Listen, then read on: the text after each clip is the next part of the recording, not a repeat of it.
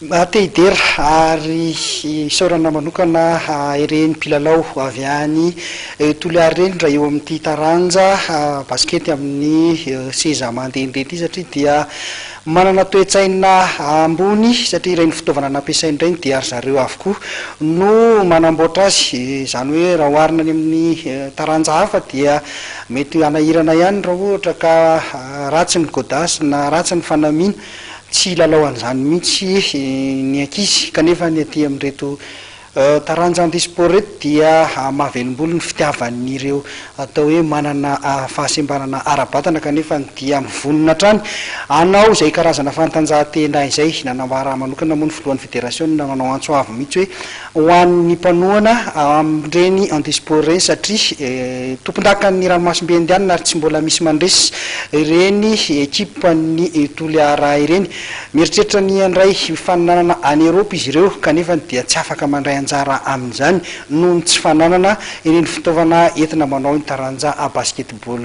iny zany le seza mandehandeha moa zany no tsy hananany zareo, tsy manana ilay entina miatrika fananana any Eropa fa raha ty amin'ny ranomasimbe indianina aloha dia mbola vitany ireny seza amboariny zareo ireny ihany. Teny Atsipiany zay ho antsika rehetra ity fanatanjahantena satria ireo olona manana fahasembanana ara-batana dia mitovy amintsika olona ara-dalàna ihany izay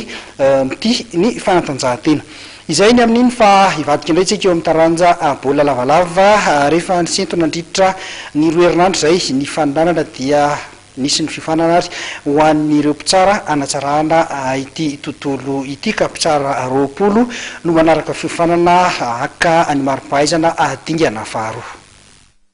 Mpitsara taranja baolina lavalava misa 20 mianadahy no nanaraka fiofanana mandritra ny herinandro maromaro haka ny diplôma niveau 2.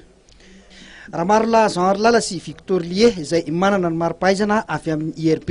no mitarika ny fiofanana. Votat formation zany formation à niveau 2 arbitre diplôme international zany no azon'ireo ankizy roa raha mafy tsara izy aorinany test théorique sy test pratique. Zay ngamba no votatiny formation zany mikasika ny formation mikasika ny maromaro zany ny zavatra tsy maintsy jerevanao anisan'izany ny fahaizana ny lalao rugby zany hoe raha miteny baika connaissance de jeu dia fahaizana manao miplanifier ny carrière n'ireo ankizy satria ankizy tokony andeha lavitra be satria mbola tanora atao hoe ahoana manao miplanifier carrière zany,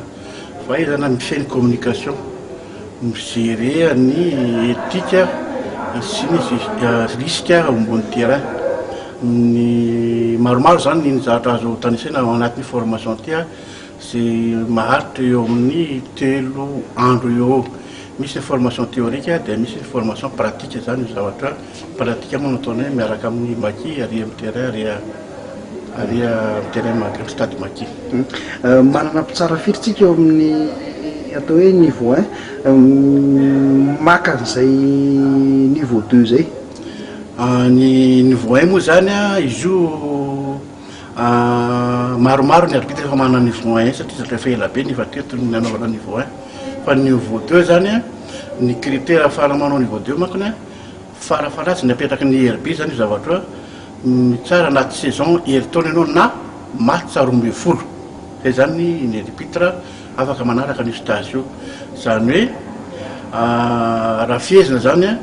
ny arbitre manana niveau 1 ka afaka nanaraka ty zany eo amin'ny 20 eo zany ny arbitre manaraka ty fifanana ty zany zao. Lalao ohatrany ahoana zany no afaka tsarainy zay manana ny diplôme niveau 2 zay. Ny anaovana évaluation zareo moa zany match rehetrarehetra afaka anaovana azy daholo fa zay moa manoro hevitra ihany aloha match aty amin'ny sehatra ohatran'ny hoe mifefy satria any zany moramora amin'ny zareo koa ny mipasser les tests satria raha antsika malany moa ny terrain amin'ny manodidina ny sarotsatra fifehezana ny olona sy ny resaka sécurité zany any dia izana zany ataoko 14 na farafaratsiny le match deuxième division na ohatran'izay na aty amin'ny terrain mifefy. Ny diplôme niveau 2 moa zany diplôme international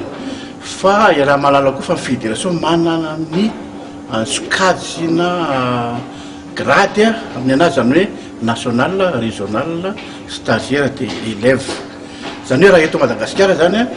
ny régional dia tsara top 14 sy ny national